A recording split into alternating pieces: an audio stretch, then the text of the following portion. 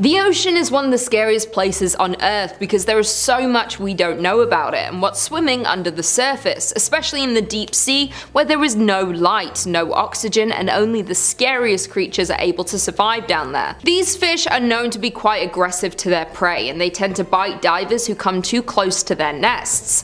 These fish are among the largest species of triggerfish, and they are commonly found in lagoons and at reefs deep in the ocean, stretching from Australia to Thailand. Their diet consists of sea urchins, crustaceans, tube worms, and coral. It often feeds by turning over rocks, stirring up sand, and biting off pieces of branching coral. They don't typically feed on other fish, but they've been observed being aggressive and attacking other fish who enter their territory. Along with being aggressive, naturally they get extremely aggressive during the reproduction season when the female is guarding its nest, which is placed in a flat and sandy area and looks roughly cone-shaped. If you dive down and come in contact with the female fish near her nest, it will defend its eggs at all costs, often exposing its erect dorsal spine and swimming rapidly towards you to attack. It is suggested to swim horizontally away from the danger zone rather than going up to the surface right away. Triggerfish can grow up to 30 inches, and their size and oval shape make them very recognizable, along with their threatening looking teeth,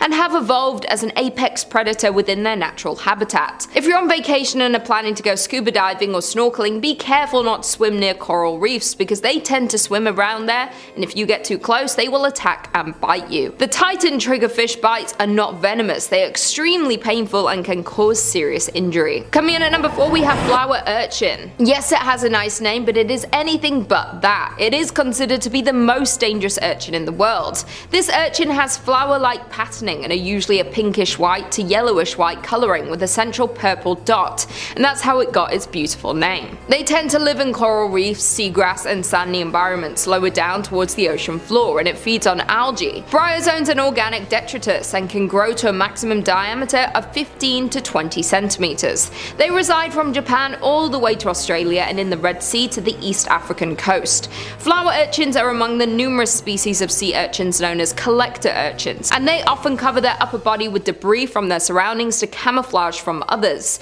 They're usually covered in objects like dead coral fragments, shells, seaweeds, and rocks. If you just simply touch this creature, it can deliver excruciatingly painful stings that can result in hospitalization. It can cause paralysis of the tongue, lips, eyes, and muscles, faintness, difficulty breathing, and the inability to speak. A scientist named Tsutomu Fujiwara, who was once stung by the flower urchin, described feeling like he was going to die. So when in the ocean, beware of your surroundings and make sure not to touch this urchin.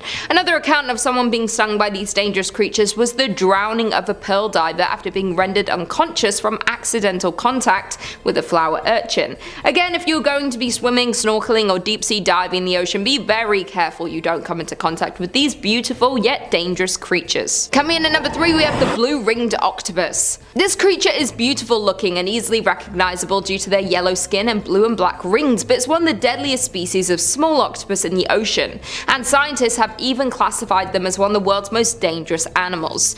To the eye, this creature is beautiful, but their blue and black rings around their bodies change dramatically when they become threatened.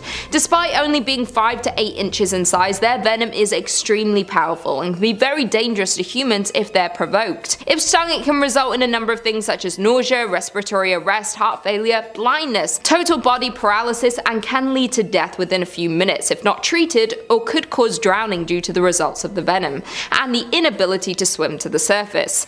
In order to come in contact with the creature's venom, you would have to come into direct contact with the octopus. When faced with danger, the octopus's first instinct is to flee, but if the threat persists, they will then go into a defensive stance and display its blue rings. If the octopus is cornered or touched, the person would be in danger of being bitten and stung by its deadly venom. They are named one of the deadliest sea creatures for a reason, because despite them being such a small animal, they carry enough venom in their bodies to kill up to 26 humans within just a few minutes. These terrifying sea creatures feed crabs, shrimp, and other small animals. They reside in tide pools and coral reefs in the Pacific and Indian Oceans, from Japan to Australia, and their species tend to only live around 2 to 3 years, but this may vary based on their nutrition, temperature, and intensity of light. Be extremely careful when in the ocean, be sure to watch out for these terrifying creatures. They would be easy to see due to their bright colours, but if spotted, swim away fast before you get attacked. Coming in at number 2, the box jellyfish. Triggerfish. This is a species of jellyfish that usually tops the list of the most dangerous sea creatures in the world, and the world's most venomous creature. At first look, its appearance isn't too threatening, but if stung, it is life-threatening. The sting can result in death in less than 5 minutes. The most recent death from a box jellyfish sting was in February 2021 to a man who passed away 10 days after being stung while swimming at Cape York Beach in Australia. Before that, the last known fatality was in 2007, and total of 79 deaths since the first report in 1883, and that's just in Australia alone. In the Philippines, there are far more fatalities, with up to 40 deaths annually. In Thailand, after a man died in 2014 from a box jellyfish sting, they enhanced their first aid stations on beaches, but yet the next year 2 more fatalities occurred due to this deadly sea creature.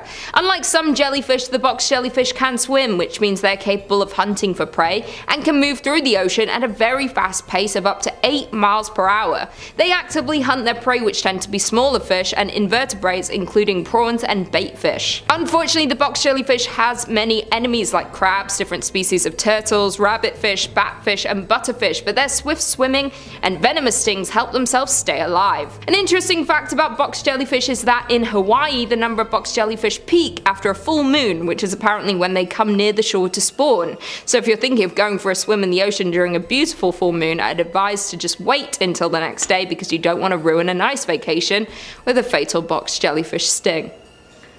No one wants to ruin a vacation by dying. That would suck. And finally, in at number 1 we have cone snail. Just by looking at this little snail sitting in its shell, you wouldn't think it would be dangerous or harmful at all. Their shells are beautiful looking with colourful and complex patterns on its shell, but don't be fooled, you should never handle this snail. It is one of the most venomous sea snails in the ocean. There are over 600 species of these cone snails all around the world, and they are extremely toxic. The most dangerous species to humans are the slightly larger ones, but pretty much all cone snails are capable of stinging if handled or stepped on, and can be very fatal to humans. Cone snails use a hypodermic needle-like modified radula tooth, and their toxic venom gland is used to attack and paralyze their prey instantly before eating them. The tooth is hollow and barbed and is attached to the tip of the radula inside the snail's throat. When the snail detects an animal nearby that it wants to feed on, it extends a long flexible tube called a proboscis towards their prey, and the radula tooth is loaded with their toxic venom from their venom bulb and is fired into the prey by a powerful muscular contraction. It's like gleeking. They tend to be found in all tropical and subtropical seas in deep areas near rocks and coral reefs. These toxic creatures are carnivorous and predatory, and they feed on small bottom-dwelling fish, marine worms and even other cone snails. If you're going to swim in the ocean, you shouldn't really ever come in contact with these venomous creatures due to them living on the ocean floor. But if they ever wash up on the shore, be careful if you're collecting shells from your vacation, and make sure you don't pick up any cone shells just in case there's a snail living inside, because it could be deadly. Only 1 drop of their venom can kill up to 20 people. So when swimming in the oceans, be careful and watch out for all these deadly creatures. Coming in at number 5 we have the striped surgeonfish. This fish is beautiful to look at, but beware to never cross paths with this creature. This species reaches about 38 centimeters in length and weighs only a little over a pound. Much of the body has black edged blue and yellow stripes, and the top of its head is striped with yellow. These fish have sharp forward pointing spikes on its spine and are extremely poisonous and are often referred to as knives. Along with the scary nicknames this creature has, it actually gets its name surgeon because of its sharp angular scalpel-like tail, and is sharp enough to easily cut you. These fish are very territorial, with a large male defending a feeding territory and a harem of females. The adults may also school, and they gather during spawning. The fish eats mostly crustaceans and algae. It's so aggressive that it might try and corner or bully members of its own species to get the best resources. Not only are they aggressive with their own species, but they display the same behavior to fish outside of their species. The surgeonfish is a fast swimmer that can swim up to 25 miles per hour and can live up to a whopping 20 years. These scary creatures dwell in the shallow parts of the ocean where the reef crests are located, and often found in tropical oceans like the Indo-Pacific Ocean and Northern Great Barrier Reef. So if you're going to be swimming in the tropical oceans on vacation, be very careful of this creature. Don't be fooled by its beauty and stay far away, because it will defend itself and its spawn at all costs and can infect you with its venom. Scientists believe that the world's seas hold around 1,200 of these different venomous fish species, and that they injure an estimated 50,000 people per year, so beware and stay away from the striped surgeonfish. In at number 4 we have sea slugs. These are again a beautiful creature to look at, but you will need to stay far away from them. Sea slugs have an enormous variation in body shape, colour and size. Most of them tend to be partially translucent, and their often bright colours imply that these animals are under constant threat of predators. But the colour can serve as a warning to other animals of the sea slug's toxic stinging cells or offensive taste. Some sea slugs eat prey that contains poison or venom, and instead of killing the prey, these slugs store the poison and release at predators for its own protection. Another disturbing fact about the sea slug is that they are cannibals. They are known to eat each other. They may eat a dead sea slug or attack a live one to eat it. Not only do they feed off their own, these creatures also eat plankton, algae and jellyfish.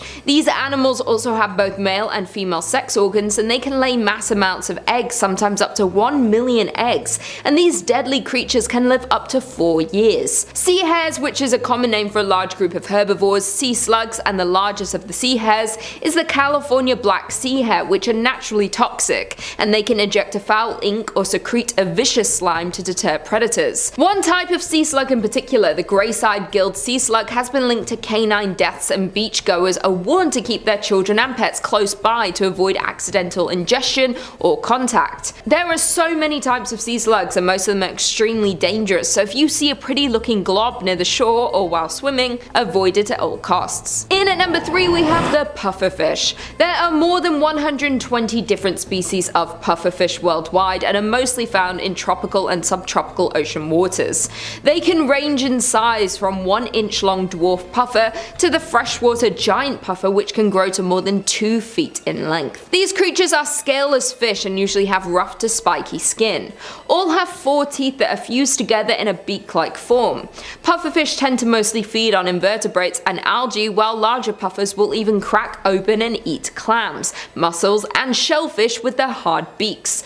Poisonous puffers are believed to synthesize their deadly toxin from the bacteria in the animals they eat. Due to their slow and clumsy swimming style makes puffers very vulnerable to predators. When they feel threatened or notice a predator, they will use their highly elastic stomachs and the ability to quickly ingest huge amounts of water to turn themselves into a virtually inedible ball several times their normal size. Almost all pufferfish contain tetrodotoxin, a substance that makes them foul tasting and often lethal to fish. To humans, these creatures are extremely toxic and deadly. They are up to 1,200 times more poisonous than cyanide. There is enough toxin in one pufferfish to kill 20 adult humans, and there is no known antidote. This toxin is secreted across their body, making puffers dangerous to touch and even more dangerous to consume. Surprisingly, the meat of some pufferfish is considered a delicacy called fuju in Japan. It is extremely expensive and can only be prepared by trained licensed chefs who know how to prepare it properly, because one bad cut means almost certain death for a customer.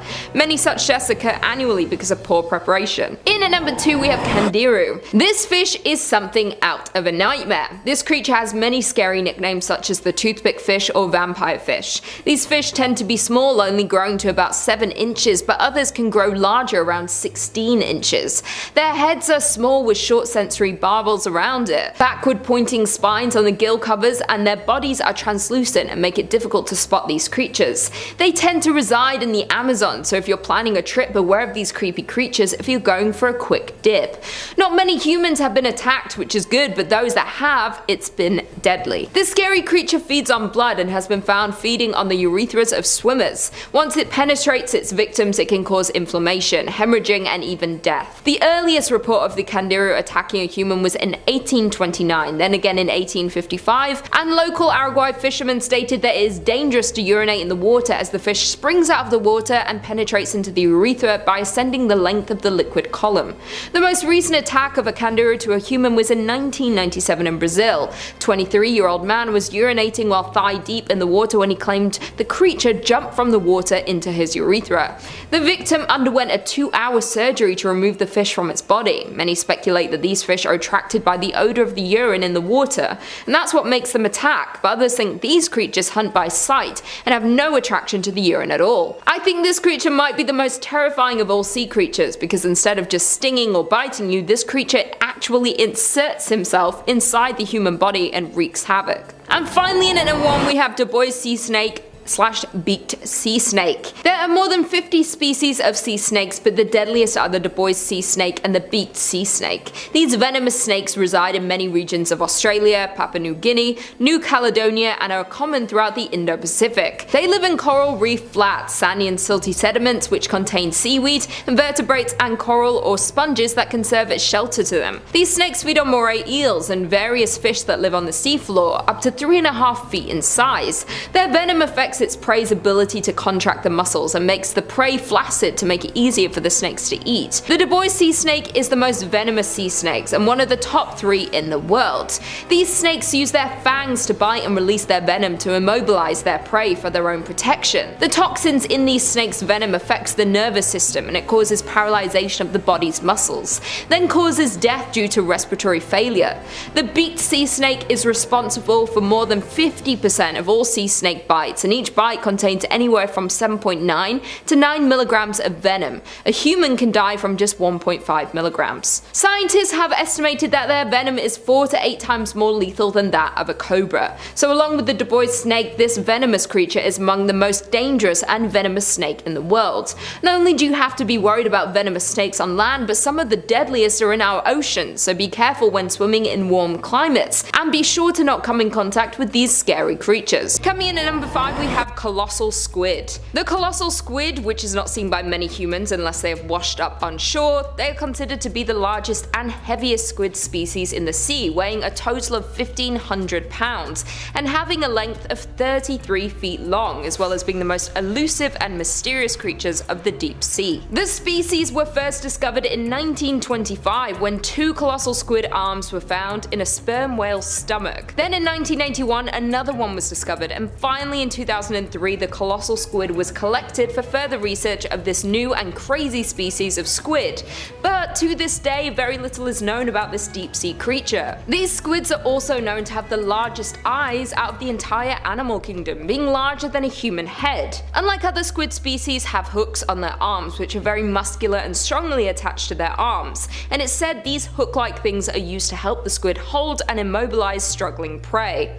Sounds like a horror movie death to me. Due to them being so far down in the sea, little is known about them and their behaviors, but what is known is that they prey on sperm whales. Yes, these creatures are fearless. They see a massive whale and say that's breakfast, which is terrifying. Only a few have been caught, and those couple that have been put on display at the Museum of New Zealand in December 2008. So if you're planning a trip to New Zealand, I would definitely suggest going to see this massive specimen, because the likelihood of you coming into contact with this squid while swimming is slim to none. But then again, why would you ever want to get close to this thing while going for a swim? Coming in at number 4 we have Atlantic Wolfish. The Atlantic Wolfish comes with a lot of nicknames, otherwise known as the Atlantic Catfish, Sea Cat, Wolf Eel, Ocean Catfish, Sea Wolf, and the most fitting, the Devil Fish.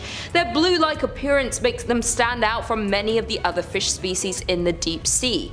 Besides their unique appearance, wolfish actually naturally produce antifreeze to keep their blood flowing due to their extremely cold environment. One good thing about these scary creatures is that they help control the crab and sea urchin populations, which tend to get out of hand quickly and can have a negative effect on the health of a marine system. They have several fang-like teeth in the front, followed by 3 more rows of teeth inside their powerful and crushing jaws. Even their throats are armed with serrated teeth. If that's not terrifying enough, they can grow as long as a fully grown human is tall, so about 6 feet give or take. Their diets consist of large hermit crabs, starfish, crustaceans, large whelks, and sea urchins. These hideous creatures are known for their quick strikes and even quicker kills, because being a part of the deep sea community, it's a fish eat fish world down there, and thankfully we are safe from them up here on land. In fact, the numbers of Atlantic wolfish in the US are actually depleting due to the overfishing, and according to the National Marine Fisheries Service, they are currently considered a species of concern.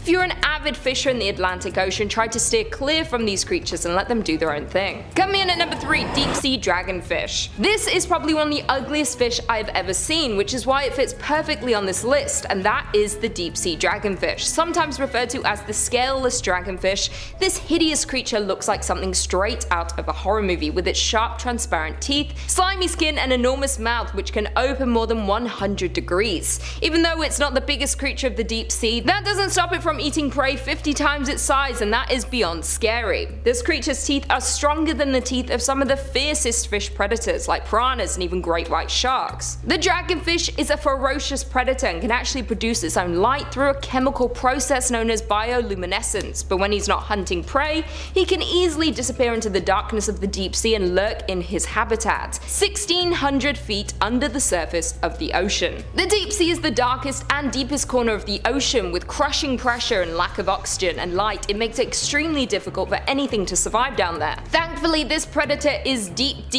down in the ocean, and hopefully none of us will ever come in contact with this hideous water monster. Coming in at number 2, we have Frilled Shark. The frilled shark is often called the living fossil due to its appearance, looking like a massive prehistoric eel. They have a dark brown exterior and are almost 7 feet long. These creatures are terrifying due to their 40 rows of curved, razor-sharp teeth, which is a total of about 300 teeth. First discovered in 1876 by zoologist Ludwig Dodelin, who classified this creature as a discrete species of shark, and a few years later, after much research, it was later named its own species in the shark family, given a name because of its frilly looking gills, and today there are 2 different types of species of the frilled shark.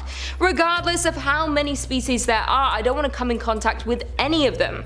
This creature tends to live in the Atlantic and Pacific Oceans and don't tend to come into contact with humans, but a handful of times they have been accidentally caught by commercial fishermen. Thankfully, you probably will never come into contact with this terrifying creature because the closest they've come to the ocean surface is 390 feet deep, but typically they reside more than 3 times that depth. They live very close to the ocean floor and survive off of cephalopods, bony fish, and smaller sharks. When hunting for food, these creatures move similar to an eel, lunging and bending to capture their prey and continue to swallow them whole with their long and flexible jaws and of course their massive amounts of teeth. Due to the creatures living in the deep sea, they are rarely seen and for good reasons, but there was rare footage that came out in 2007 of one. If you're not too scared, you can go check it out after this video. And finally, in at number 1, we have stonefish. They are known to live in the tropical Pacific and Indian Oceans, and these deep sea creatures have perfect camouflage to look like a rock on the floor of a coral reef. So even if you somehow were around one, you probably wouldn't even notice it was a fish. They are close relatives to the scorpion fishes and consume other reef fishes and some seafloor invertebrates. They don't actively hunt their prey, they just wait for their prey to come to them, waiting hours at a time, and when their potential target is less than their body length away, they will strike. They have some of the most powerful jaws and very large mouths that create so much pressure they are able to easily trap their unsuspecting prey and swallow them whole. This creature is the most venomous fish in the world. It has 13 spines along its back that can release the venom, and this can kill a human within a few hours. They have a potent neurotoxin secreted from glands at the base of their needle-like dorsal fin spines, which they stick up when disturbed or threatened. The more venom that is injected into you, the worse it will be. Their stings cause terrible pain, swelling, necrosis, and then of course death. These horrifying creatures are actually considered a delicacy in many parts of Asia, such as Japan and China. They are usually cooked ginger and put into a clear soup, but could also be served raw as sashimi. As long as they're prepared correctly and their dorsal fins are removed, they are a dense and sweet snack and considered by many to be good for your health. If you're swimming in the ocean, you thankfully won't come in contact with this killer fish creature because they live on the ocean floor, so you won't have to worry. But if you're curious about the stonefish, you can check out more about it on the show River Monsters. They did an episode in 2017. Even though the stonefish isn't the largest creature in the deep sea, it's their venom that makes them the most terrifying. They don't use their venom to catch prey, but it's quite effective when they are threatened and can turn away even the strongest potential predators. Number 5. Dagon and the Deep Ones. Coming up first on our list is a multifaceted entry with Dagon and the deep ones who worship him. They kinda go together. What is a deep one? It's not a sea monster that went to first year philosophy and is always trying to wax poetic, but rather a deep one refers to a race of amphibious, humanoid-like ish sea creatures closely resembling creatures like frogs or axolotls. If you've ever seen Hellboy's Abe Sapien or the monster from Shape of Water, those monsters are actually a pretty good representation for what a deep one should look like. Deep ones get their name from their homes, deep beneath the sea, obviously, where they live out their cold, often miserable lives. When deep ones do venture to the surface, they do so to sweep humans under their influence, promising them riches in exchange for worship, sometimes even mating with them, creating disgusting hybrid deep ones. And first and foremost to ingratiate them into the cult of Dagon, worshipping their master, Dagon, a massive deep one of fantastic power. Dagon appears in the short story appropriately named Dagon, which is also a great jumping on point if you've ever been curious about reading H.P. Lovecraft and you didn't know where to start. It's one of the first appearances of any of the Lovecraft monsters at all. Dagon is worshipped by humans and deep ones in equal measure, no doubt thanks to his influence. Dagon is immortal, massive, and commands a lot of respect. It's unknown what the full extent of Dagon's power is, but given that he's an immortal sea monster with dominion over a race of pelagic nightmares that do his every bidding, let's assume that if he really wanted to stir up trouble, it would not be that difficult for him. Just ask the town of Innsmouth how they feel about their master. They've got nothing but positive things to say, I'm sure. And hey, while I got you here, if you're liking what we do, we'd always appreciate a subscribe our way, and you'll catch the best horror videos in your inbox every single day. Number 4, the Shoggoths. A Shoggoth or a Shoggoth, I'm really not sure, which does sound a bit like something a 1920s chimney sweep might yell at you to get off. Hey, Shoggoth is a disgusting, writhing mess of iridescent black slime and a sea of eyeballs engineered by the Elder Things to function as a race of tools for their will, as they're mostly used for undersea construction. They're amorphous, shape-shifting monstrosities, able to mock and reflect all matter of organ and life. A Shoggoth is capable of molding itself however it needs to see fit to accomplish its dark dealings, which make them the perfect tools for the Elder Things. Now, the first generation of Shoggoths were brainless husks, solely driven to appease their masters. But over the eons of their existence, the Shoggoths began to mutate and develop a low form of consciousness, eventually rising up and overthrowing the Elder Things altogether and working for themselves to build their own cities, where they now reside in their city in Antarctica, poorly imitating their old masters, shrieking Tikali over and over, an old rallying cry the Elder Things would shout at the Shoggoths to get them to work. Poor little amorphous shape-shifting monstrosities. Now, although a Shoggoth was intended to serve mostly as a being for construction, they're not without their abilities. A Shoggoth is hulkingly strong, capable of crushing a human in seconds, and they're known for using their brute strength to solve problems in their way. For example, the Shoggoth that makes an appearance in the Mountains of Madness crushes an entire rookery of penguins that was in its way beneath its mighty weight.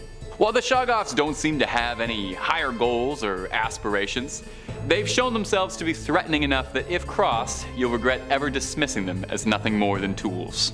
Number 3, Yolanak.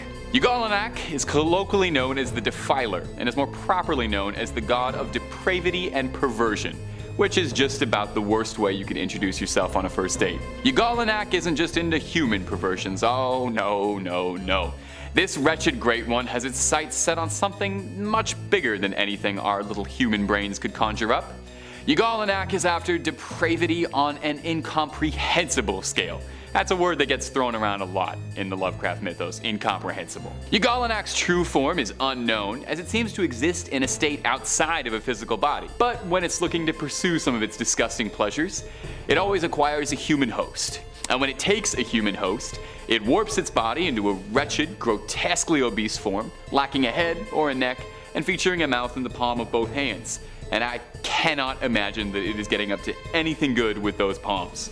Yolanak is unlike most other great ones in that it's capable of directly speaking to humans in plain old English instead of indecipherable guttural noises. Its ability to speak English and communicate is what helps it to pursue its dark goals, as it seeks out humans who read perverse and forbidden literature, and it doesn't just hunt 50 Shades of Grey fans.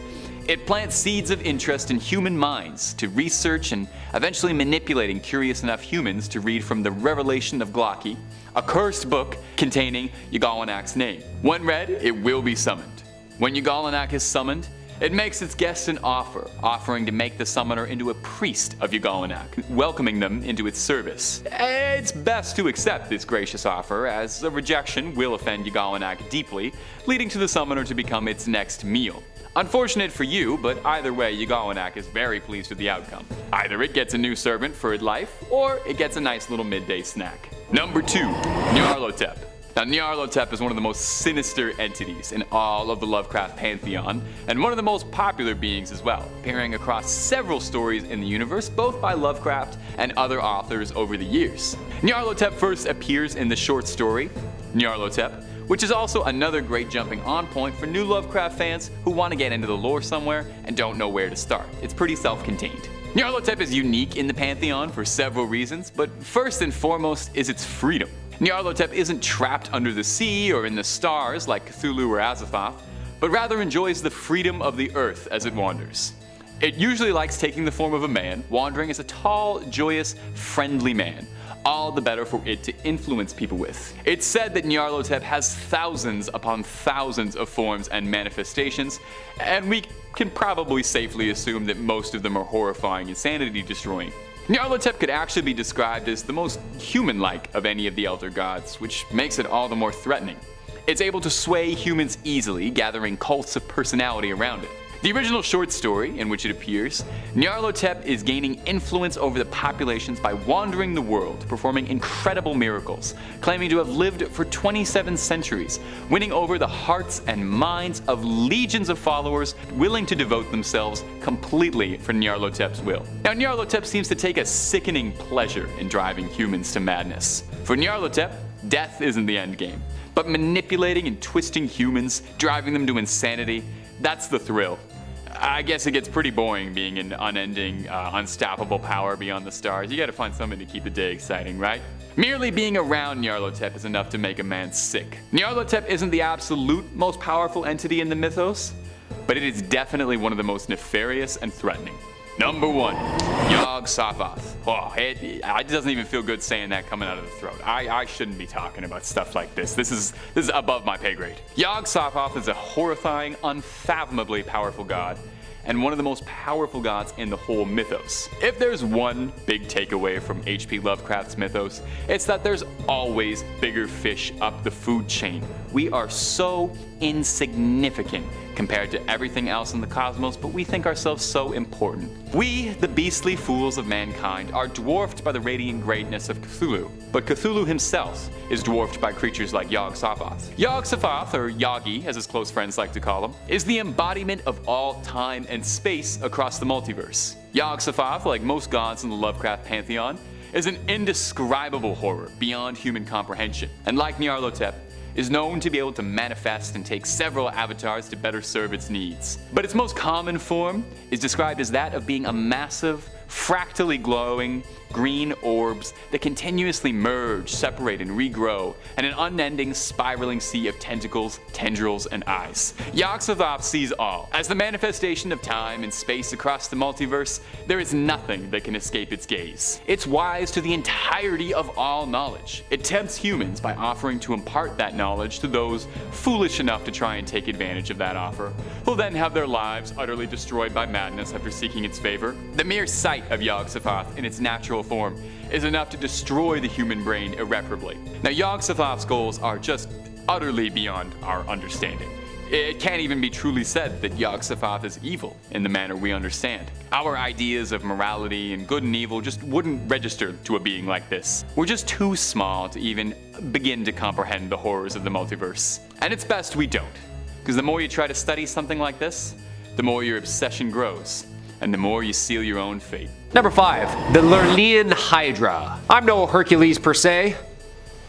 Yeah, nothing. But thankfully, actually, because those are pretty big shoes to fill. Because that dude had to be brave beyond just like deep breaths and good pep talks. Guy had to literally fight like a 10-story condo building. How does one dude equipped with a club and a sword kill a 10-story building with teeth and 3 heads? Well, 5 heads. Well, 10 heads. Depending on how many you cut off, I guess. I guess that's why his name will be remembered and mine will be lost at sea. I guess he was a demigod, half powerful, half regular, a little unfair. By the way, which Hercules did you grow up on? I grew up on the Disney version, and Kevin Sorbo. Ugh, what a hunk. But there's been a lot, including the ancient real guy. She's known as simply the Hydra. As a serpentine water monster in Greek and Roman mythology, it's terrifying. Its lair was at the Lake of Lerna, also known to be the entrance of the underworld. Yikes. In the myth, the monster is killed by Hercules, as the second of his 12 labors. Okay, so this guy did it and then went on to go and do like 10 more. 10-0. Like, how hard can it be, right?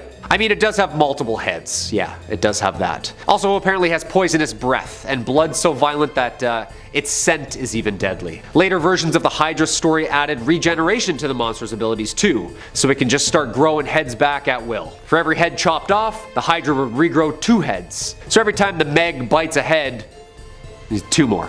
Another 2 are growing. Yeah, good thing this thing was hungry and swallows whales whole, because that's gonna be a lot of protein. Number 4, Yorman Gunder. Keeping it in the mythology department, we head up a little north. Yorman Gunder, aka Huge Monster, also known as the Midgard Serpent or the World Serpent. It is a sea serpent and the middle child of Loki and giantess Angrboda. And those middle children, huh? Always the problem kids. I would know. I am one. According to the prose Edda, Odin took Loki's 3 children by Angrboda, Fenrir, Hel, and Jormungandr, and tossed Jormungandr into the great ocean. The serpent grew so large that it was able to surround the entire earth and grasp it in its own tail, as it's referred to as, well, the World Serpent. And apparently, when it releases its tail, Ragnarok will begin. Yeah, basically a destruction to the end of the world. Yeah, all this rich history is so heavy and gloomy, isn't it? Isn't there like the sun will shine like California for all to enjoy? Like, where's that written down? Nowhere, huh? Just cataclysms and monsters. Jormungandr's arch enemy is the thunder god Thor, and apparently a megalodon too. Cause let's face it, a giant serpent versus a 4-story great white, it would definitely be a good fight. I think if Thor showed up and started smashing up both, it would literally be the best Marvel Universe movie yet. Another encounter comes when Thor goes fishing with the giant Hymir. When Hymir refuses to provide Thor with bait, he strikes the head off Hymir's largest ox to use as his bait. Okay, easy, Roid Rage. Sheesh. They row to a point where Hymir fishes, he prepares his fishing line and a large hook and baits it with the ox head, which Jormungandr bites. Thor then yanks the serpent up from the water and the 2 throw hands. Okay, so it sounds like it isn't that big. I mean, it's huge, but the wrapping around the planet has got my dimensions off. Maybe it was like a metric versus imperial thing back then. I don't know, what do you think? Comment down below who would win, because when it gets into mystical powers and stuff, it becomes a little unfairly matched, no? Number 3, Cthulhu. Come on, we know this guy. Now this would be a good fight. This is sort of fathomable. Well, kinda. An extinct shark versus a made-up ender of worlds. Cool, let's do that. Basically a giant humanoid octopus dragon versus the Carcharaslus megalodon, a triplex-size apex predator. It's definitely gonna be in Vegas, and pay-per-view, I'll tell you that for free. Cthulhu is a fictional cosmic horror entity thought up by the twisted mind of cosmic horror writer H.P. Lovecraft. First introduced in his short story called The Call of Cthulhu, published by the American pulp magazine Weird Tales in 1928. He's like the first creature Lovecraft pondered up. He's terrifying. He's supposed to bring Armageddon upon us when he wakes up from the bottom of the ocean. Yeah, again, not all sunshine and rainbows with these stories. Actually, like, ever with these stories. Cthulhu is a great old one, almost the god of all gods in these stories. All these characters intertwine, and apparently he's our last call. Lovecraft depicts it as a gigantic entity worshipped by cultists in the shape of a green octopus dragon humanoid bipedal creature. And it's like 10 stories high. Yeah, like massive. Like us looking at toy army men. The Lovecraft universe, aka the Cthulhu mythos, its appearance alone is enough to haunt your dreams. Lovecraft describes this guy as a face full of octopus-like feelers, a scaly, rubbery-looking body, sharp claws on its hands and feet, and of course, dragon's wings. So it can fly and swim. In other words, the worst thing you can imagine. Yeah. Cthulhu can fly, which he has on the Meg, for sure. And also, the mind control, I don't know how sharks' brains works, but Cthulhu gets in there, yeah, you're in trouble, Sharky. Number 2, the Leviathan. Okay, so we're diving into some very sacred texts now, the Bible. In said pieces of scripture, there's a tale of a giant creature that could swallow up cities, apparently, and is also an awesome roller coaster at Canada's Wonderland. Gotta try it if you haven't been on it yet. This twisty, turny, vicious monster was actually modeled after this twisty, turny, vicious monster, the Leviathan, the second of the great monsters described in the book of Job. This Leviathan is an absolute unit of a sea monster who's impervious to literally any human weapon. I mean, what were the weapons back then though? Like bows and arrows, swords maybe, little pokey things, you know? It's not gonna do much. Apparently locusts too, yeah, those are terrifying. This Leviathan breathes fire. It emits smoke from its nostrils, and it's related to another ancient monster called Loten, a 7-headed giant serpent who's represented as pure chaos. I mean, what Bible creature isn't terrifying though? Was this giant sea snake a water dragon? Because apparently it's something like 300 miles long according to the Bible. So it's like Yorman Gunder territory, but longer. Maybe it's the same creature, told by 2 different peoples? Mind blown. Again, the Megalodon I think would just chomp this thing and dive deep down to the Twilight Zone and it's lights out. We've seen Jaws, right? Yeah, picture that but like 40 times the size. Yeah, we're gonna need a bigger boat. Number 1, Godzilla. I had to, obviously, we're having fun here today. Godzilla, yes, of course, the king of kings, aka Kaiju, originates from a series of Japanese films. The character first appeared in the 1954 film Godzilla and became a worldwide pop culture icon ever since. Appearing in a ton of different media, 32 films, 4 American films, video games, novels, comic books, TV shows, you name it. Godzilla has been, like I said, the king of all monsters. Of course, a phrase first used in Godzilla, King of Monsters. Godzilla's enormous. It's destructive. It's a prehistoric sea monster awakened and empowered by nuclear radiation. With the nuclear incidents of Hiroshima and Nagasaki and the Lucky Dragon 5 incident, Godzilla doesn't really like nukes. Yeah. The amphibious reptilian monster is basically based around a concept of a dinosaur, erect, standing up, very tall. Of course, a bony plated back and tail, and let's not forget the special abilities Godzilla has as well. Atomic heat beams, or as I like to call it, stank breath. Dude had tonsil stones so bad, nuclear energy generates from them. Well, not really, but inside of his body using electromagnetic force to concentrate it into a laser radioactive beam. Amphibious, of course, so it swims and breathes underwater, which is gonna come in handy. Immune to conventional weapons and can regenerate. Yeah. And it's massive. Of course, Godzilla was said to average around 150 feet tall. In the American version, Godzilla is like 400 feet tall. Like, just a little bit bigger. This is kind of a no-brainer here, obviously, right? This little sunfish would have nothing on the king.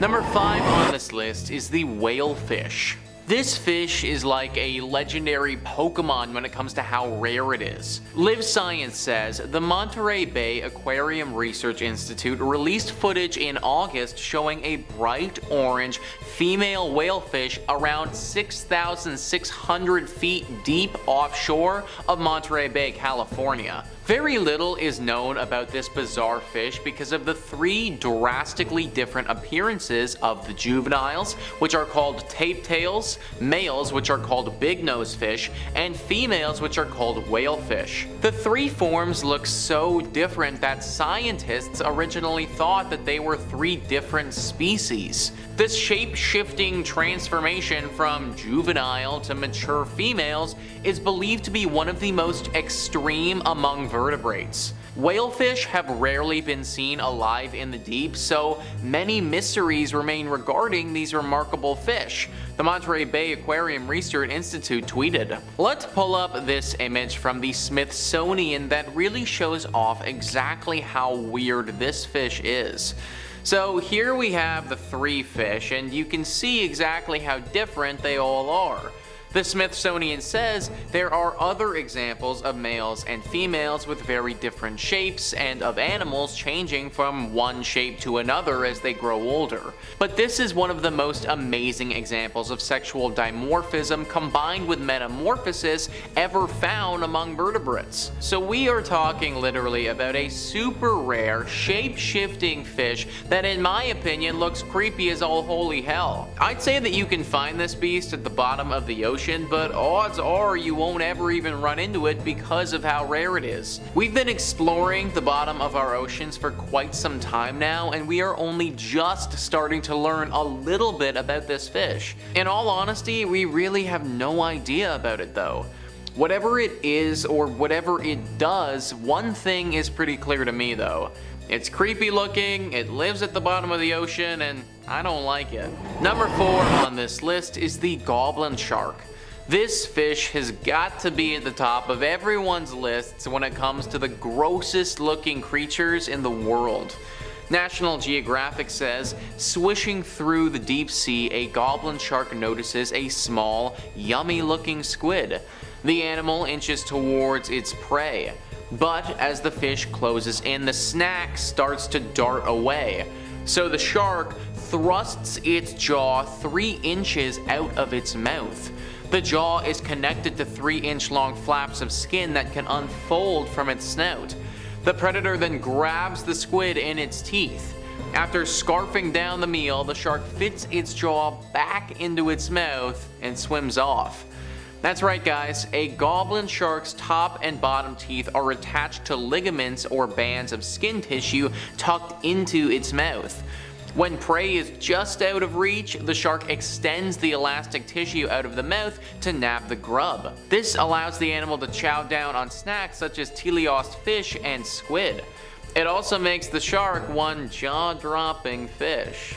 These disgusting looking creatures like to live right at the bottom of the ocean and are native to the oceans around Japan. There are also some of them off of South Africa and in the ocean water surrounding Portugal. They can grow to be 12 feet long and weigh almost 500 pounds. These aren't monsters, but they may as well be. A 500-pound beast with a detachable jaw that looks like a goblin just chilling at the deepest, darkest part of the ocean. I truly cannot think of a whole lot of creatures I would rather run into than this freaking thing. Number 3 on this list is the proboscis worm. I don't care what anyone says, this has to be a monster. Just based on literally how freaking gross it is, it needs to be qualified as a monster.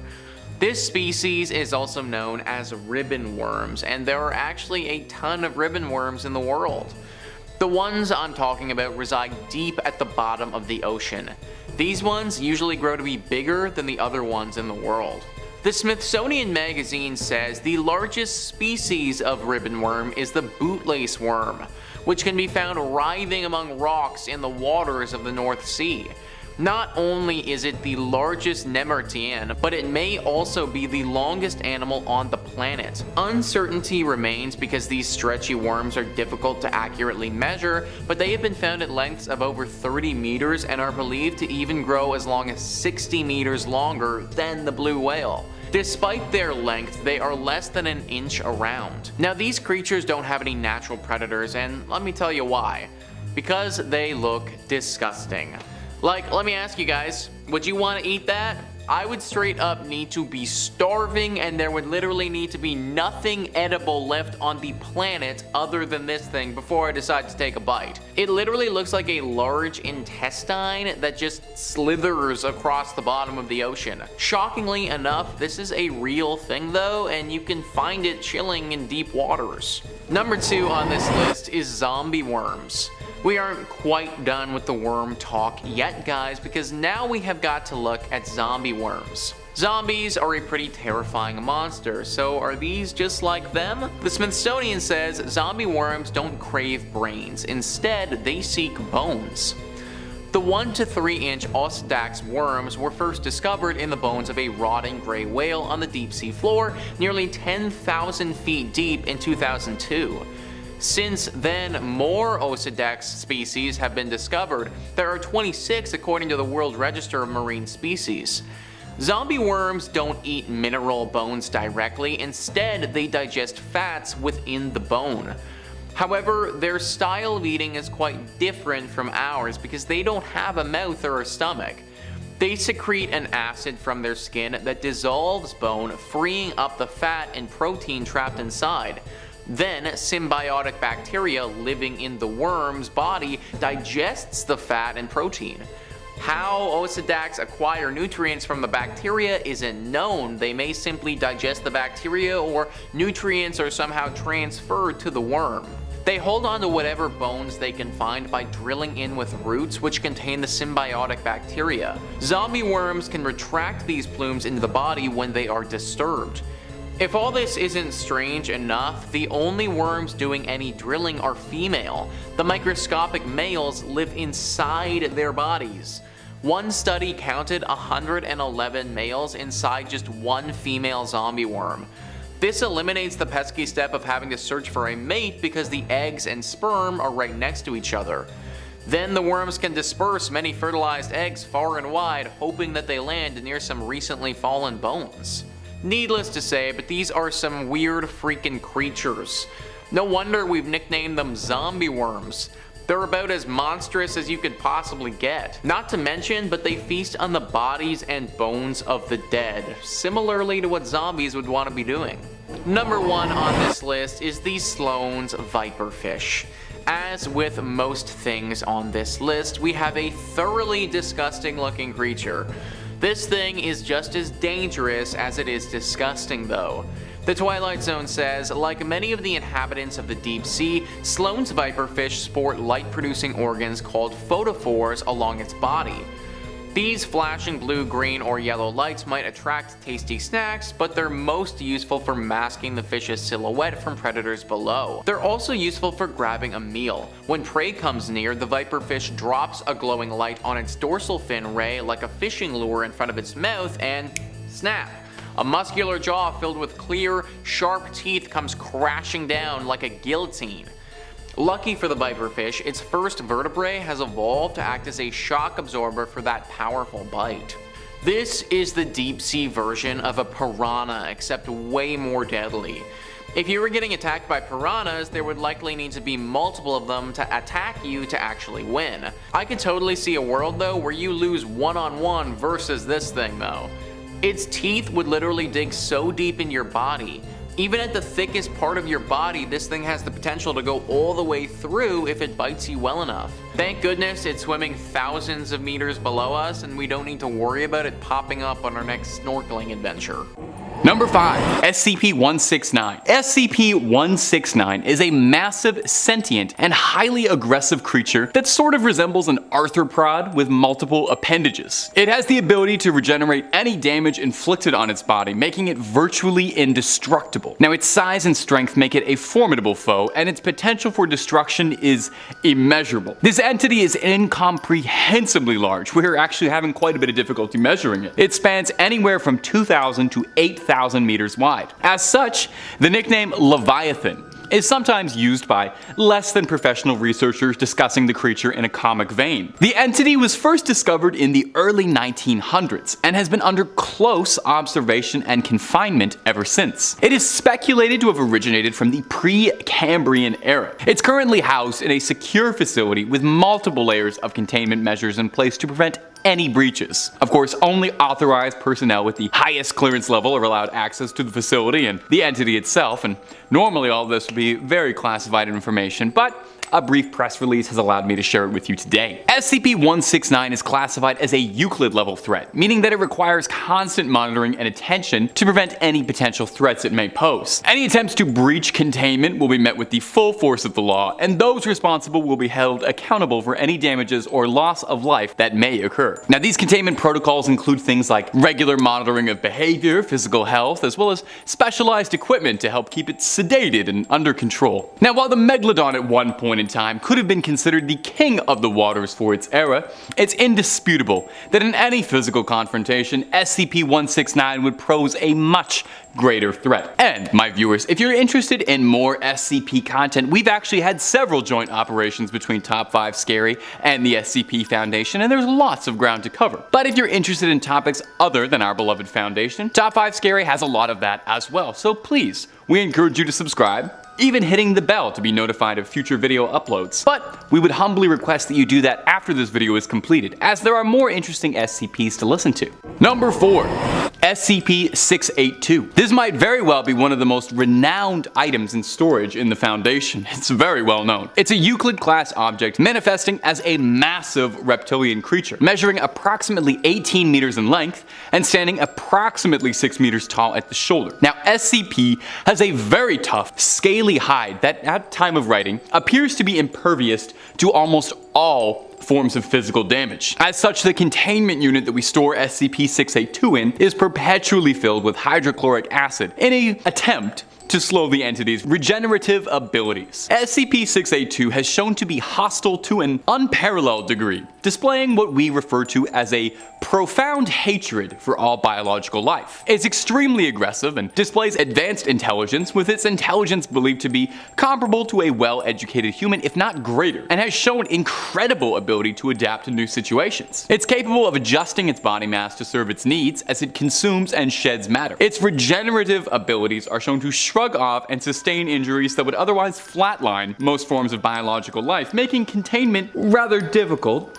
during the few occasions of breaches that have occurred. Now, containment of SCP-682 is a top priority for the Foundation, as it poses an extreme threat to both personnel and the public, of course, as well. Its containment chamber is located in a specially designed underground facility, which is very heavily fortified and equipped with the latest in containment technology. Some I would love to share with you, but unfortunately am not at liberty to do so. The chamber is monitored round the clock by a team of trained personnel who are equipped with the latest in weapons and protective gear. But things happen, and in the event of a breach, all personnel are to evacuate the facility immediately, and we initiate what is called a level 4 lockdown. All available resources are then deployed to recontain the SCP, including our mobile task forces, and in some cases air support and heavy artillery. We have also been authorized in some events to use nuclear weapons in case all other measures fail. This is, suffice to say, a series of reasons why SCP-682 poses what we would consider a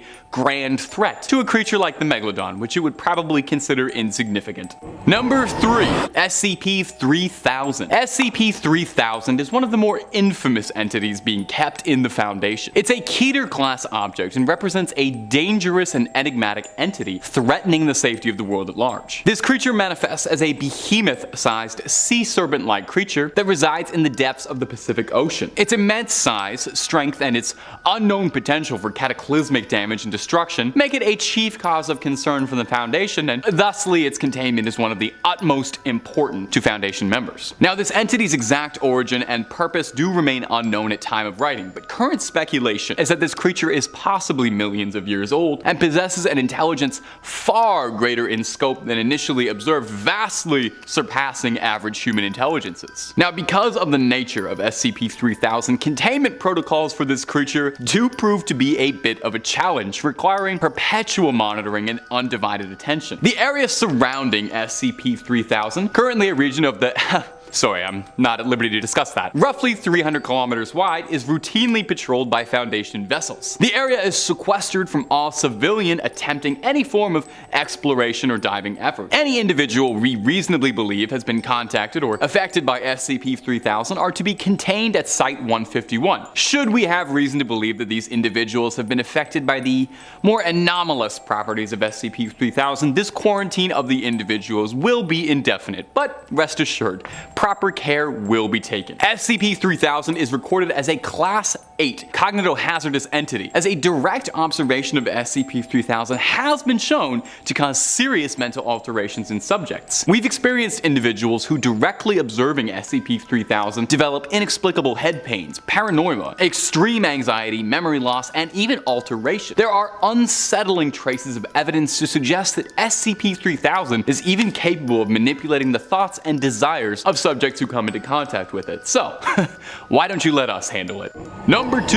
SCP-1128. SCP-1128 is a Euclid-class object and a particularly unusual one, even by Foundation standards. It's an immense aquatic threat that appears to those who are known of it. The creature is believed to reside in the depths of the ocean, and little is known about its origin or behavior. It was first brought to our attention when a fishing vessel reported an encounter with a strange and terrifying creature in the waters off the coast of, well, I can't say. The fisherman described a large dark shape that appeared to be swimming towards them at an incredible speed. The creature had glowing eyes and sharp teeth and appeared to be intent on attacking the vessel. Now, further investigation would reveal that SCP-1128 is an entity that manifests as a massive aquatic predator, similar to a megalodon. Actually, we suspect that some megalodon sightings might be SCP-1128 sightings. Now, anyone given a full description of this thing's appearance through either spoken or written descriptions or visual descriptions of the being will cause it to appear to you. As such, we will try to keep it vague for you. I wouldn't worry too much. Dr. Bright has reassured me that no threat present should be in this video. Persons infected by SCP-1128's will exhibit no outwardly bizarre behavior, with the exception of an aversion to activities involving water, such as bathing or swimming. Now, fascinatingly, should the subject become fully immersed, the subject will disappear regardless of depth. The subject will then reappear in a vast ocean-like space, a liminal space, where they are pursued by SCP-1128. We have recovered individuals like this before, and interviews with these individuals do carry some risk of infection spreading, as descriptions of the entity do trigger further infection. As such, Foundation members involved in any study and containment of SCP-1128 are provided Class C amnesiacs to cloud their memory of the anomalous properties. So, maybe try and forget that last point, just for your own safety. SCP-3008. For our final entry today, I've brought an SCP that most of our researchers do agree to be somewhat humorous. We understand some levity is welcome when discussing unusual topics such as these. SCP-3008 is a Euclid-class object unusually manifesting as an IKEA retail flagship store that seemingly expands fractally ever onwards, with an indefinite undefined end. It is populated by a series of unknown, vaguely humanoid entities, sometimes referred to colloquially as the Staff, and internally in our documents as SCP-3008-2. Our current data suggests that the IKEA should be 10 kilometers squared, which is already preposterously large, but laser range finding has led us to reasonably believe the space is infinite. Within SCP-3008, there are an unknown number of civilians who have found themselves trapped within the space. Our studies have revealed to us that, fascinatingly, they formed a rudimentary society, with the seat of their government being the Recliners Department. SCP-3008-2 that I mentioned earlier, the Staff,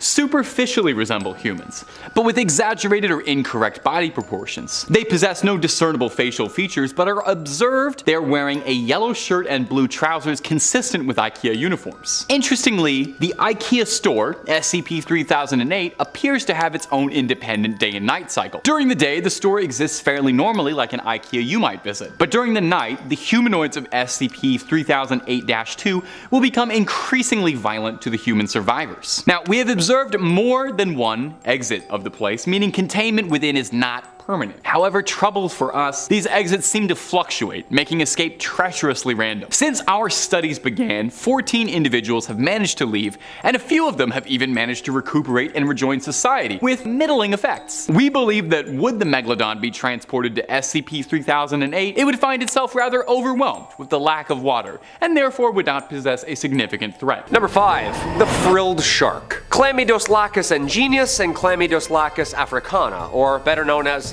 the Frilled Shark and the Frilled South African Shark, are the two extinct species of shark that swam our oceans. Thank gosh. Well, actually, still kinda do. The frilled shark is considered a living fossil, not just its age and time spent surfing the coast, due to its primitive eel-like physical trait, the brown color, the jaws, 8-foot body, and the way its fins, spine, and head move under the water are common in ancient serpents and water creatures. So this thing is like an eel-serpent-shark hybrid. Yeah.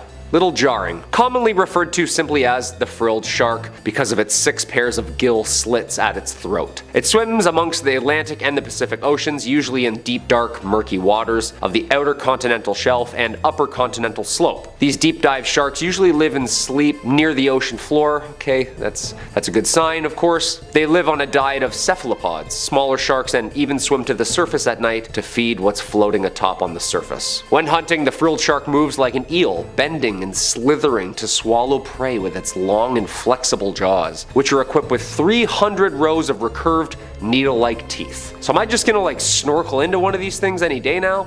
Well, good thing is they're really hard to find. Like, really hard. Usually caught by accident in commercial fishing nets, usually at depths anywhere between 50 and 1,000 meters. So unless you're free diving at night, you should be okay. Yeah, they like it deep and dark. I'd say these things are already scarier than the Meg. It's like a shark but an eel-snake hybrid, with a shark head and shark-size teeth. That sounds a bit scarier. Well, I mean, the Meg preferred warmer, shallower waters, so maybe this one's a tie. I don't know who's snorkeling 2 miles deep, but it's certainly not me, okay? In my opinion, I'd take a large great white over this dinosaur-looking thing slithering after me any day. Number 4. The fang-toothed fish. Ah yes, the Anoplogaster cornuta, or commonly known as the fang-tooth.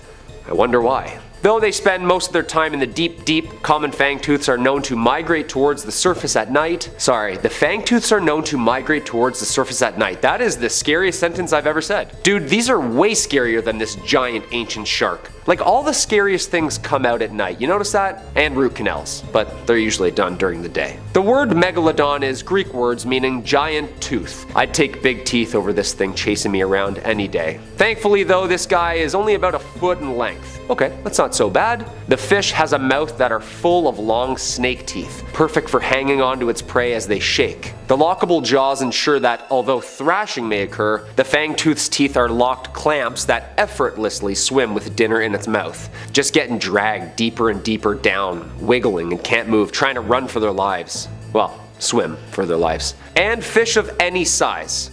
I'm sorry? Yep, any size. Common fangtooths have been recorded at depths of about 5,000 meters, so whatever lives down there, it's game on. Look at this thing. I was scared of sunfish and seaweed brushing up against my legs. This thing swimming by me, this thing? It looks like a night terror in itself, stalking their preferred prey of crustaceans and of course, other fishes the same size. Common fangtooths are more active than many other deep sea fish and seek out food for meal and sport rather than being purely ambush predators eating when they're hungry. That's terrifying. Packing up for the long winter, huh? Their huge mouth and very long teeth ensure that they are able to attack prey and actually hold on while they relocate them to a deeper, darker spot where they can kind of take their time on the meal. I've swam with sharks. In my opinion, this thing's way scarier. Like, eating small critters running around the ocean floor, sure, but also imagine eating something the same size of itself with teeth? No problem? Slowly devouring it, bite by bite? Yeah, that's way scarier. Come on. Just reattaching itself every bite? Taking you along for the free ride? Yeah, that's horrifying. And number 3, the big fin squid. Of the genus Magnapinidae family, the big fin squid, or as I like to call it, this ocean alien with shoulders, belongs to a group of rarely seen cephalopods with a distinctive morphology, meaning they're really, really weird and rare. Magnapini meaning big fin, of course. The first record of us catching and looking at this family comes from a specimen talismani caught off the Azores in 1907. This was our first look at this bizarre fish, but due to the damaged nature of the find, little information could be extracted and was classified just as a squid. The problem is when you pull these things out of its atmosphere, it just looks like a piece of wet crinoline dress all of a sudden. Don't get the whole terrifying effect, you know? In 1956, a similar squid was caught in the South Atlantic, but during the 80s, 2 specimens were found in the Atlantic, then 3 more were found in the Pacific, and eventually the creatures found a place amongst the books as its own species, entering the family Magnapinidae. Squids. Okay, so it's not actually a squid, but loosely related. Like a third cousin of maybe alien origin. This thing looks like it crashed here on an asteroid, I'm just gonna say it, doesn't it? Like there's only 12 of these, not many. The arms and tentacles are the same length. The appendages are also huge and held perpendicular to the body, creating the appearance of a illusion of arms and elbows, giving its trademark alien figure. Most remarkable is the length of the elastic tentacles, which has been estimated around 20 to 30 times its mass and length. Deep sea video evidence puts the total length of the largest specimens at 10 meters long. Yeah, that's 2 trucks. Close-ups of the body and head show us that the fins are extremely large, being proportionately nearly as big as those of a big fin squid. Hence, the comparison. While they do appear similar, no specimens or samples of the adults have been taken out of the water yet, leaving their exact identity, bodily functions, and internal organs a mystery. Awesome. Yes, more mysteries under the water. Alright, I only had really bad night terrors already. Let's just add this in there. Yeah, I'd take a shark swimming with a brain at me rather than this alien thing swimming up to me and just staring at me, trying to understand me for about an hour. Terrifying. Number 2, the gulper eel. Eurypharynx pelicanoides. The pelican eel, or what I just said, is basically a deep sea eel. Like deep, deep sea. If you've seen the Ridley Scott's Alien film franchise or the Predator universe, you'll know that this thing looks exactly like that. Yeah, am I wrong? But instead of like 8 feet tall, it's only 3 feet tall. Yeah, still terrifying. The pelican eel has been described by many synonyms, yet nobody has been able to demonstrate that more than one species of pelican eel exists. Riding solo, huh? That's creepy. One of a kind of deal. It's also commonly known as the gulper eel, or umbrella mouth gulper eel, due to its terrifying size and function of its mouth. The mouth and jaws resemble a pelican's gulp, hence the name. The morphology of the pelican eel can be difficult to describe because they're so fragile and oddly shaped that they become damaged when they're pulled out of the deep sea's immense pressure. We can't just swim all the way down there and take pictures, you know? The pelican eel's most notable feature, its mouth, which is much, much larger than its body, like 5 times the size. The mouth is loosely hinged and can be opened wide enough to swallow a fish 3 times its size. This thing has like a lower mandible of a python, just like unhinging it before dinner. The lower jaw is hinged at the base of the head with no body mass behind it, making the head look abysmally huge. It's basically a swimming mouth with a spine, tail, and I think a brain? Yeah, we don't really know yet. With dot-sized eyes, yeah. It usually is always moving too, rarely stationary. It hunts in some sort of full folded state. The pelican eel's mouth has the capability to change to an inflated shape when hunting, giving the mouth its notably massive appearance. Dude, the mouth unfolds like the James Webb telescope. Like 100 working parts. Technically, it's like a geometric shape unfolding as a mouth, followed by stretching, like a cootie catcher. Remember those? This thing eats like a cootie catcher. When the pelican eel is in pursuit of its prey, it slowly starts unfolding itself. Imagine this thing's trucking behind you, unhinging its jaw, slowly the closer it gets. The head and jaw structure unfold and spread horizontally, not vertically. Okay, that's scarier all of a sudden. The unspreading event, or as I like to call it, lunch, is followed by the inflation of the mouth from a stretchable skin of the head, which it feeds on prey. Then, water's expelled via the gills. Okay, so it's basically a large strainer, and after it eats, it blows itself out, releases all the water back into the water.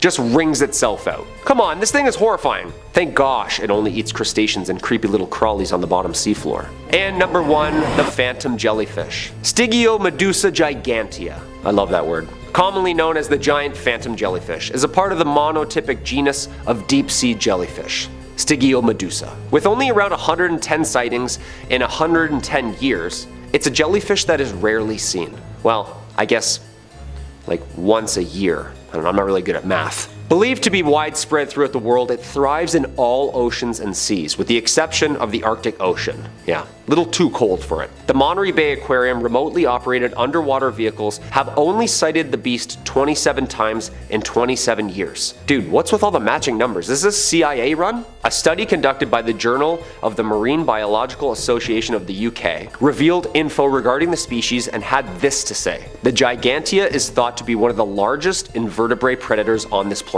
One more time please. The largest predator. It is commonly found in the ocean's midnight zone, reaching depths of about 7,000 meters. Deepest human free dive is about 300 meters. Okay. Yeah, we're good. Unless you have a wide lung span. The largest predators in the deep sea, the giant phantom jellyfish's typical prey consists of plankton and small fish. The S. gigantea tends to be dominant in locations with a low productivity system, meaning it deters other predators of fish. Like, it likes it quiet. A shy eater, I'd say. However, when this thing is hungry, it battles squids, eels, and even whales. Okay, never mind. Just when I thought this thing was really cute, it fights off whales for food. The first specimen, weighing in at 100 pounds, was collected in 1899, but it wasn't recognized as its own species until 1959. Imagine this thing chasing you and catching you, tangling you in like 100 feet of netting tentacles so it can just eat you slowly. Does this thing have a consciousness? Like, you can kind of tell if a shark is swimming near or close to you or what it's kind of feeling. This thing just slowly, softly swimming towards you before it ingests you? Way scarier. Like, I'm convinced these landed here. The oceans are way scarier than things on land. We haven't even started to uncover the whole ecosystem yet. Number 5, SCP-1128. Number 5 on our list, 1128, is a terrifying entity that manifests itself as a colossal aquatic predator. It's sometimes described as a being similar to a shark, only in a more grotesque and twisted appearance, with common descriptions across all sightings being a mouth full of teeth. The entity manifests itself as an aquatic predator to anyone who is given a full description of the beast's appearance, either through a written description or a spoken description, so sorry for describing it. Few surviving subjects have described it as resembling a massive, monstrous, deformed shark. Once a subject is exposed to detailed knowledge of 1128, they become infected by its latent psychic ability, forming a connection. From here, no immediate abnormal changes in behavior or occurrences are present, with the only notable variance being a hesitation to enter bodies of water, for good reason, too. Once an exposed subject submerges themselves completely in water, they are caught by 1128. Any submerged water is enough. Subjects are taken mysteriously to an ocean, the location of which is redacted by the Foundation. From here, you are hunted by SCP-1128. The Foundation patrols this unmarked ocean in a desperate attempt to contain the creature and protect anyone unfortunate enough to be caught in its trap. It's difficult to interview subjects after an exposure, as any detailed description of the encounter does run the risk of contaminating more Foundation members. Should a member or subject become infected by SCP-1128, treatment is immediately advised, with Class C amnesiacs being used to try and block memory of the entity. So, maybe for your sake and my sake, try to to forget number 5 entirely, for your own safety. Now, the Foundation does advise that if you've been enjoying the content that we produce, you should toss a subscribe our way. Number 4, SCP-1451. SCP-1451 is an odd one, even by Foundation standards. SCP-1451 presents itself as a set of 26 metal statues at the bottom of the ocean. All appear to be statues of children of varying heights. The statues are all standing in a circle, holding each other's hands and facing outwards in a ring formation. Should any object, living or otherwise, with a mass greater than 40 grams enter into the ring, SCP-1451 begins to animate. The statues will shift themselves in a counterclockwise movement. Their hands will raise and lower slightly,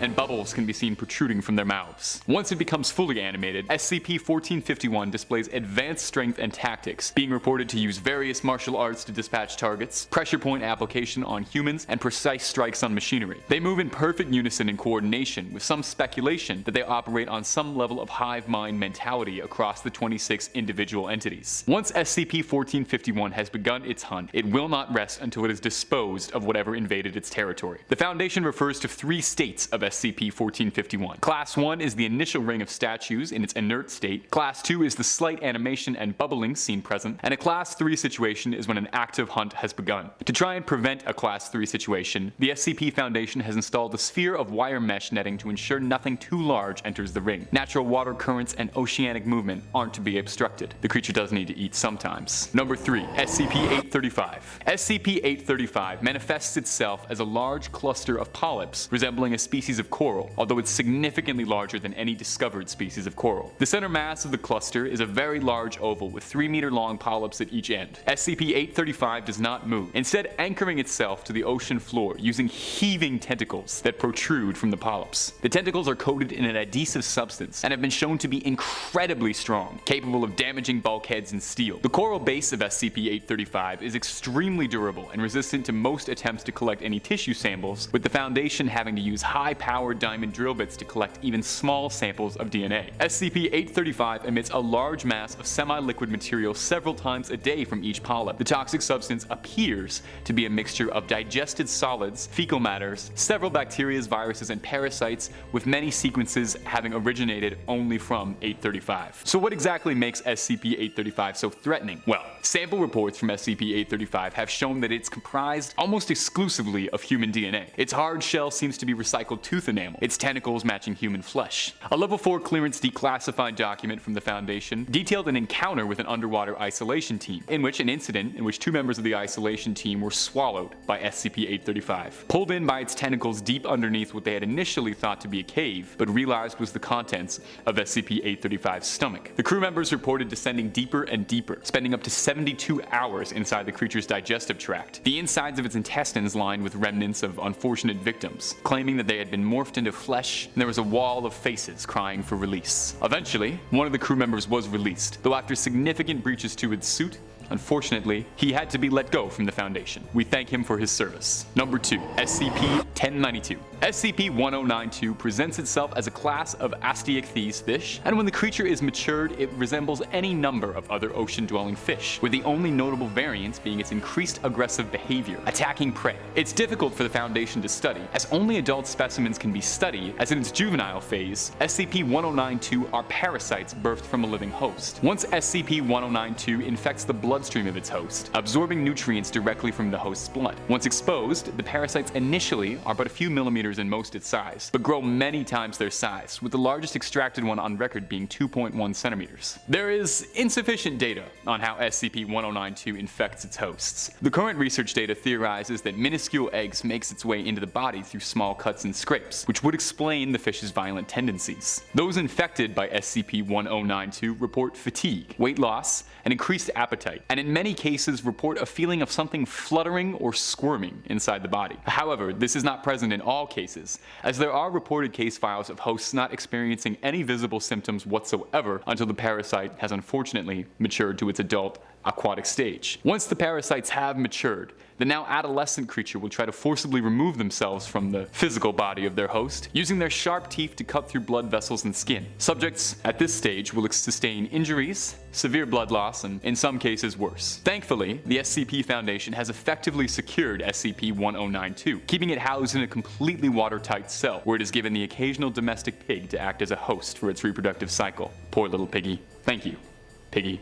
Thank you, Foundation. Number 1, SCP-3000. SCP-3000 is one of the most powerful SCPs currently being monitored by the Foundation. SCP-3000 is a Class 8 cognitohazardous entity and is a Level 5 classified document. I really shouldn't even be talking to you about this, but it's good to get this information out there. It is a massive, massive aquatic sea serpent that closely resembles a moray eel, only gigantic. There's been significant difficulty in efforts in trying to document its true size, but it is estimated to be anywhere between 600 and 900 kilometers in length, with its head measuring roughly 2.5 meters wide and its body as large as 10 meters in diameter. SCP-3000, thankfully, is typically a sedentary creature, not moving much at all, usually only responding to feeding. The majority of its body rarely moves. SCP-3000 has been known to be carnivorous, and when it hunts, it has been known to move exceedingly quickly. Fascinatingly, despite its gargantuan size, SCP-3000 does not appear to need sustenance to maintain its body's function, and thus its digestive process is unknown. Although complicating matters slightly is a process wherein SCP-3000 disperses a thin layer of viscous dark gray sludge through its skin whilst it consumes its prey. It doesn't stop there though. SCP-3000 has been recognized to cause severe mental damage in those who research it. Direct observation and study has been proven to cause mental alteration in Foundation researchers, experiencing paranoia,